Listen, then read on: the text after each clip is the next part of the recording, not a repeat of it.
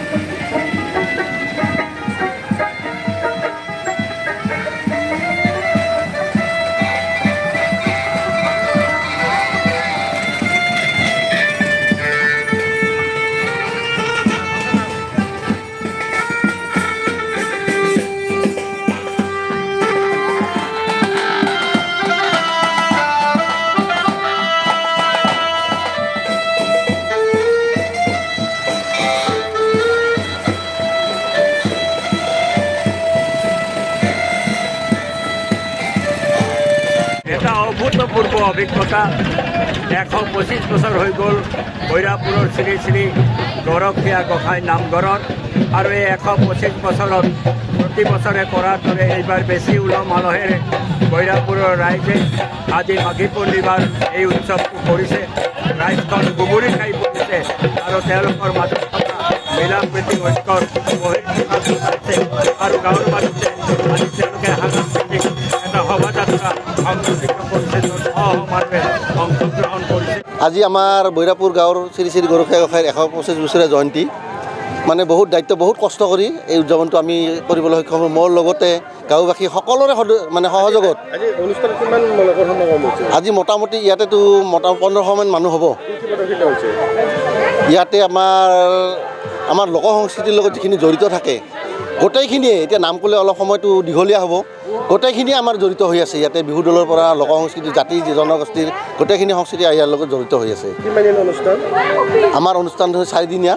আপোনাৰ ১৮ মাঘৰ পৰা ১৮, ১৯, ২০, ২১ মাঘলৈকে আৰম্ভ। ২১ মাঘত আমাৰ শেষ হ'ব। মানে যোৱাকালি আমাৰ প্ৰথম কাৰ্যসূচী শেষ হৈ গ'ল।